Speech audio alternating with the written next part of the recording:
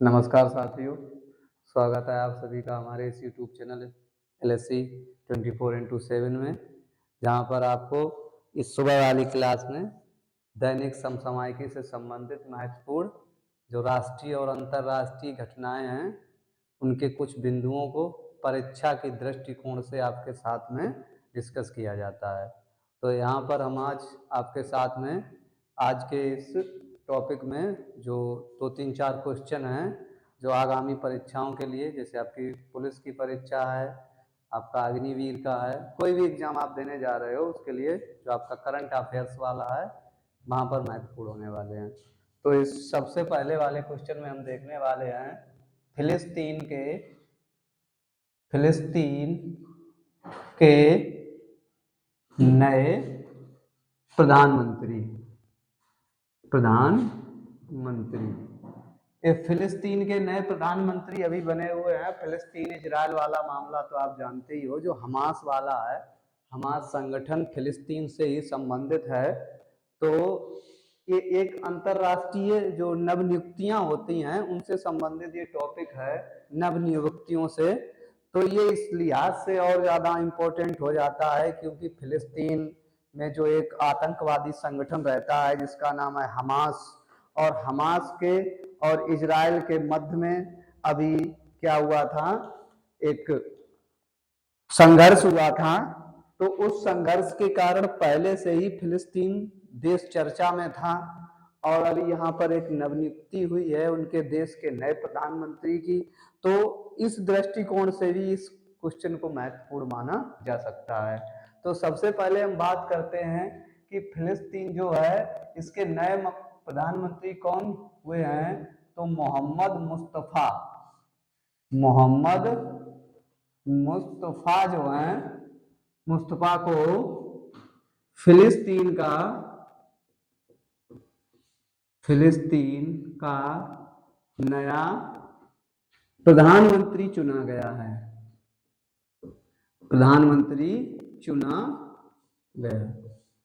तो प्रधानमंत्री कौन चुने गए हैं? मोहम्मद मुस्तफा चुने गए हैं। अगर बात की जाए फिलिस्तीन के राष्ट्रपति कौन है, तो महमूद अब्बास क्या है, फिलिस्तीन के राष्ट्रपति हैं। महमूद अब्बास राष्ट्रपति है। ये क्या है? ये राष्ट्रपति हैं। तो प्रधानमंत्री कौन हो गया फिलिस्तीन का? मोहम्मद मुस्तफा हो गया। राष्ट्रपति कौन हो गए हैं? महमूद अब्बास हो गए हैं। अब हम यहाँ पर थोड़ी फिलिस्तीन के बारे में बात करते हैं। अगर वर्ल्ड मैप में देखा जाए तो फिलिस्तीन आपका कहाँ पर पड़ता है? ये आपका इधर पड़ जाता है अफ्रीका। ये कौन सा महाद्वीप है? ये आपका अफ्रीका महाद्वीप है। अफ्रीका महाद्वीप के इधर आपका क्या पड़ता है? ये आपका यूरोप पड़ जाता है। यूरोप के बाद ये आपका पड़ता है यूरोप। यहाँ पर ये भूमध्य सागर है। कौन सा सागर है? भूमध्य सागर इधर पड़ जाता है। उसके बाद यहाँ पर आपका क्या पड़ता है? ये आपका इधर वाला ये एशिया पड़ जाता है। ये एशिया है। तो यहाँ पर एक देश पड़ता है ऐसे करके, इसको क्या नाम दिया गया है? ये वर्तमान समय में ये इजराइल हो चुका है। पहले ये पूरा क्या था? फिलिस्तीन था। 1948 में जब सेकेंड वर्ल्ड वॉर समाप्त होता है तो इसी प्रदेश में आकर कुछ यहूदी लोग क्या होते हैं, बस जाते हैं शरणार्थी के रूप में।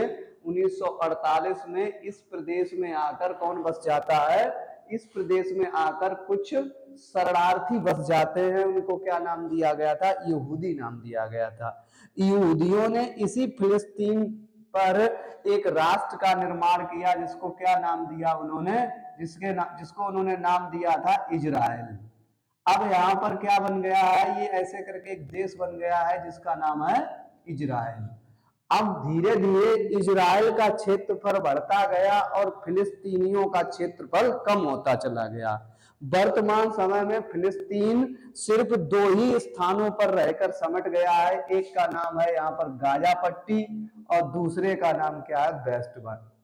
वेस्ट बैंक और गाजा पट्टी, यही 2 स्थान है जहां पर क्या है? जहां पर फिलिस्तीन शेष बचा है, बाकी पूरे पर फिलिस्तीन पर किसका कब्जा हो गया? इजराइल का कब्जा हो गया। फिलिस्तीन गायब हो रहा है और इजराइल बढ़ रहा है। तो यही अभी विवाद हुआ था। उसके बाद अगर देखा जाए फिलिस्तीन की सीमा को कौन कौन देश स्पर्श करते थे? फिलिस्तीन के पश्चिमी सीमा पर भूमध्य सागर था, इस अभी भी है, भूमध्य सागर है, और लेबनान, सीरिया, जॉर्डन और मिस्र, इसके 4 पड़ोसी देश थे। कौन कौन? लेबनान, सीरिया, जॉर्डन और मिस्र। ये इसके क्या हैं? मिस्र पड़ोसी देश हैं। पड़ोसी का मतलब है जो इसकी सीमा को स्पर्श करते थे। लेकिन वर्तमान समय की स्थितियों को देखा जाए भौगोलिक दृष्टिकोण से, तो फिलिस्तीन पूरी तरह से समाप्त हो चुका है। अब कौन बचा है? इजराइल उसकी जगह पर बन चुका है। तो इजराइल नया देश है। और अगर आपसे पूछा जाए कि फिलिस्तीन कहां कहां पर बचा है, तो फिलिस्तीन मात्र बचा है आपका, फिलिस्तीन गाजा पट्टी, गाजा पट्टी और वेस्ट बैंक, वेस्ट बैंक तक सीमित हो गया है, सीमित हो गया। यानी कि फिलिस्तीन का पूरा क्षेत्रफल कम हो गया, उसके क्षेत्रफल किसने अधिकार कर लिया? इजराइल ने अपना अधिकार कर लिया, यहूदियों ने अपना अधिकार कर लिया है। अगर आपसे पूछा जाए फिलिस्तीन की राजधानी कहां पर है, तो फिलिस्तीन की राजधानी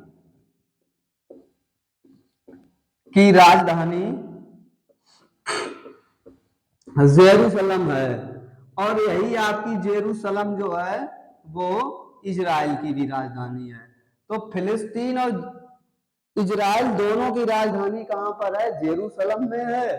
तो अभी ये विवाद में रहा था काफी ज्यादा जब ये संघर्ष हुआ था। और इसी फिलिस्तीन में एक आतंकवादी संगठन का निवास है, इसको क्या कहते हैं? हमास।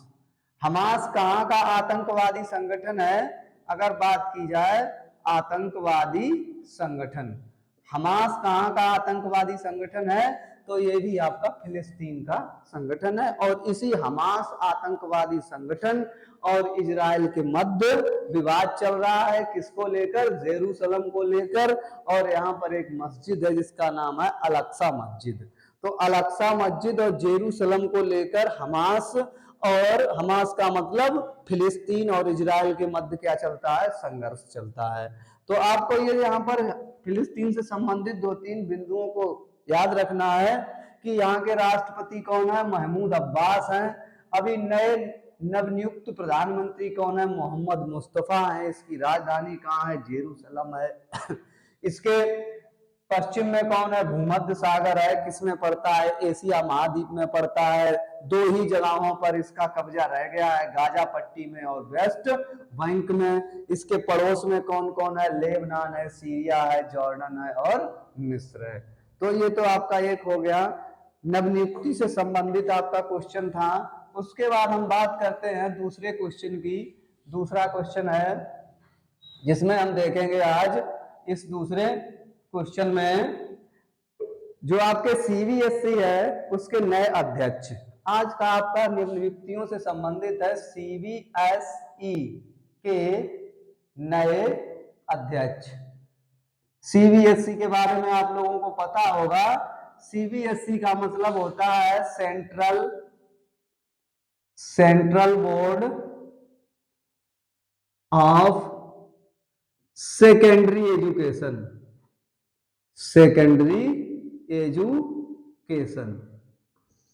सीबीएसई का मतलब होता है केंद्रीय माध्यमिक शिक्षा बोर्ड, हिंदी में इसको कहते हैं केंद्रीय माध्यमिक शिक्षा बोर्ड। सीबीएसई का मतलब होता है आपका केंद्रीय माध्यमिक शिक्षा बोर्ड। अभी इस केंद्रीय माध्यमिक शिक्षा बोर्ड के नए अध्यक्ष चुने गए हैं, उनका नाम क्या है? तो इसके नवीनतम अध्यक्ष कौन है? नवीनतम अध्यक्ष राहुल सिंह हैं। कौन है? राहुल सिंह। तो इसके भाई नए अध्यक्ष चुने गए हैं आपके, ये कौन है? राहुल सिंह हैं। ये कौन है? ये एक रिटायर्ड आईएएस ऑफिसर हैं, आईएएस अधिकारी। ये एक रिटायर्ड आईएएस अधिकारी हैं जिनको क्या बनाया गया है? सीबीएसई बोर्ड का अध्यक्ष बनाया गया। अगर आपसे पूछा जाए इनसे पहले कौन था, तो ये किसकी जगह लेंगे? ये राहुल सिंह जो हैं निधि छिब्बर की जगह लेंगे। ये निधि छिब्बर का स्थान ग्रहण करेंगे। किसको रिप्लेस करेंगे? किसकी जगह पर आने वाले हैं? निधि छिब्बर की जगह पर आने वाले हैं। यानी कि राहुल सिंह से पहले कौन था? निधि छिब्बर थी, और अब कौन हो गया है? राहुल सिंह हो गए हैं आईएएस ऑफिसर। और इनको क्या बना दिया गया है? निधि छिब्बर को नीति आयोग का सदस्य बना दिया गया। आप लोग जानते हैं नीति आयोग के बारे में। निधि छिब्बर को क्या बना दिया गया है? निधि छिब्बर को नीति आयोग का सदस्य बना दिया गया है। सदस्य बना दिया गया। नीति आयोग का आपको पता होगा national institute of transforming India, जिसकी फुल फॉर्म होती है। 15 अगस्त 2014 में क्या होता है? भारत के प्रधानमंत्री द्वारा एक घोषणा की जाती है 15 अगस्त 2014 में, कि जो पहले योजना आयोग था, कि योजना आयोग के स्थान पर एक नया आयोग बनाया जाएगा। योजना आयोग को क्या कर दिया गया? खत्म कर दिया गया। कब? 15 अगस्त 2014 में। उसके बाद 1 जनवरी और 2015 में एक नया आयोग बन जाता है, जिसका नाम क्या रखा गया था? नीति आयोग नाम रखा गया था। तो वर्तमान समय में निधि छिब्बर को क्या किया गया है? आपका जो नीति आयोग है उसका सदस्य बना दिया गया है। आपसे पूछा जाए सीबीएसई का आदर्श वाक्य क्या है? सीबीएसई का आदर्श वाक्य, जिसको हम टैग लाइन भी कहते हैं, इसका आदर्श वाक्य क्या है? इसका आदर्श वाक्य है असतो मां सद्गमय। असतो मां सद्गमय, ये इसका आदर्श वाक्य है। ये भी आपको याद रखना है कि सीबीएसई का आदर्श वाक्य क्या है? असतो मां सद्गमय। कहने का मतलब होता है हमें अज्ञान से ज्ञान की तरफ ले चलो। असतो मां सद्गमय का अर्थ होता है कि हमको अज्ञान से ज्ञान की तरफ ले चलो। तो ये आपका क्या हो गया है? सीबीएसई के नए अध्यक्ष हो गए हैं। कौन हो गए? राहुल सिंह हो गए। किसकी जगह लेंगे? ये आपकी निधि छिब्बर का जगह लेने वाले हैं। तो ये क्या है? आपका जो केंद्रीय माध्यमिक शिक्षा बोर्ड है आपका सीबीएसई, उसके ये अध्यक्ष चुने गए हैं। एक और क्वेश्चन हम डिस्कस करने वाले हैं, रणजी ट्रॉफी 2024। रणजी ट्रॉफी का संबंध किससे है? सबसे पहले ये किससे संबंधित है? ये क्रिकेट खेल से संबंधित है। इसका संबंध किससे है? इस ट्रॉफी का संबंध क्रिकेट से संबंध है। अब हम 2024 की बात करने वाले हैं। जो रणजी ट्रॉफी है 2024 में, इसका विजेता कौन है? तो देखिए 2024 में रणजी ट्रॉफी का विजेता कौन बना है? विजेता मुंबई बना है। कौन बना है भाई? मुंबई ने रणजी ट्रॉफी 2024 का खिताब अपने नाम कर लिया है। उपविजेता कौन बना है? अगर उपविजेता की बात की जाए तो उपविजेता आपका बना है विदर्भ जो है विदर्भ बना। विदर्भ क्या बना है? उपविजेता बना है। तो 2024 का जो रणजी ट्रॉफी है, रणजी ट्रॉफी का मतलब होता है क्रिकेट से संबंधित जो खेल प्रतियोगिता है, उसका विजेता कौन बना है? उसका विजेता बना है मुंबई। इस खेल का प्रारंभ कब किया गया था? ये 1934-35 से प्रारंभ हुआ था। कब से प्रारंभ हुआ था? 1934-35 से इसका आयोजन प्रतिवर्ष किया जाता है। आयोजन होता है, हो रहा है। तो इसका आयोजन 1934-35 से हो रहा है और इस बार 2024 वाला किसने जीत लिया है? 2024 वाला मुंबई ने जीत लिया है। उसके बाद हम बात करते हैं क्रिकेट की कुछ और ट्रॉफियां हैं, जैसे आपकी विजय हजारे ट्रॉफी है।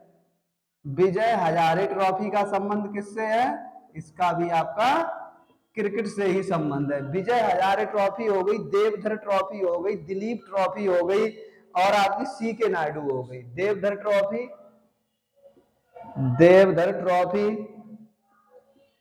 आपकी दलीप ट्रॉफी, दलीप ट्रॉफी हो गई, आपकी सी के नायडू, सी के नायडू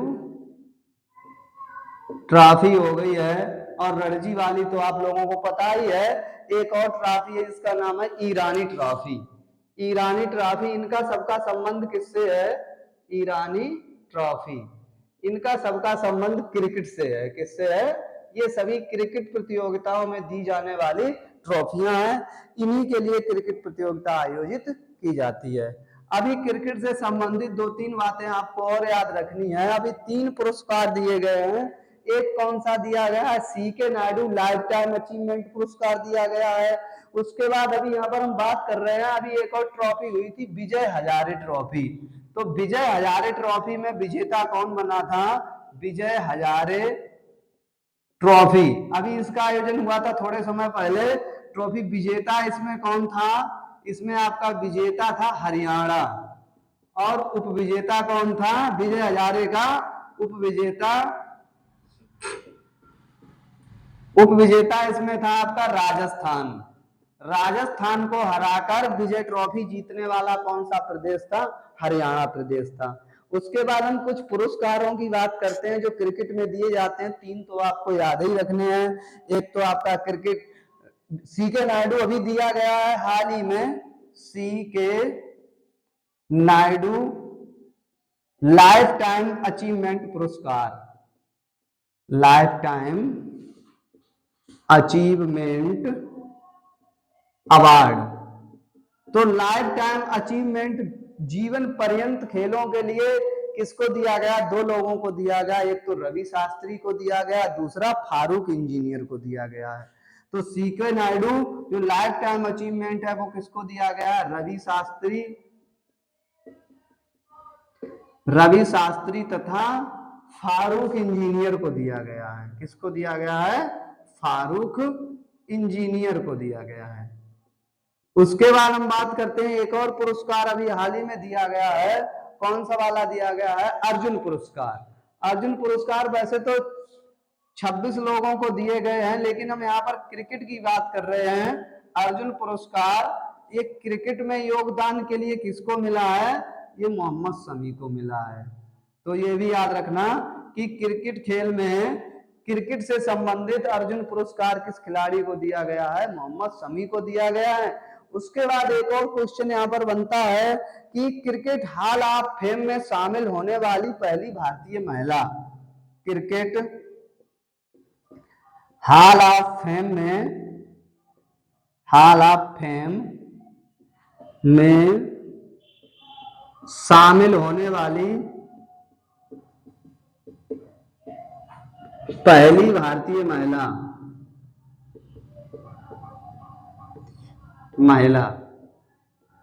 तो क्रिकेट हॉल ऑफ फेम में शामिल होने वाली पहली भारतीय महिला कौन है? ये आपकी है डायना इडुल्सी। इनका क्या नाम है? इनका नाम है डायना इडुल्सी, डायना इडुल्सी। तो यह महत्वपूर्ण था आपके लिए। रणजी ट्रॉफी से संबंधित किसने जीता है? 2024 वाला रणजी ट्रॉफी का खिताब मुंबई ने जीता है। किसको हरा के जीता है? विदर्भ को हरा के जीता है। ये कब से प्रारंभ हुआ था? ये 1934-35 से इसका आयोजन लगातार हो रहा है और इससे संबंधित क्रिकेट से संबंध है इसका। और क्रिकेट से संबंधित कुछ और ट्रॉफियां भी आपके सामने लिखी हुई हैं। विजय हजारे ट्रॉफी का ही हाल में आयोजन हुआ था, उसमें भी विजेता उपविजेता 3 पुरस्कार दिए गए हैं क्रिकेट से संबंधित, वो भी आपके सामने लिखे हुए हैं। तो ये थे आपके लिए आज के कुछ इंपॉर्टेंट करंट अफेयर्स के कुछ पॉइंट जो आपके साथ डिस्कस किए हैं। अगर आप हमारे चैनल पर नए हो तो हमारे चैनल को सब्सक्राइब कर लीजिए। हमारे यहाँ से प्रतिदिन आपको करंट अफेयर्स के कुछ 2-3 महत्वपूर्ण क्वेश्चंस मिलने वाले हैं। और अगर आप और भी क्लासेस से जुड़ना चाहते हो तो प्ले लिस्ट में जाकर उनको देख सकते हो। लगातार हमारे साथ बने रहिए, अपनी तैयारी को मजबूत करते रहिए।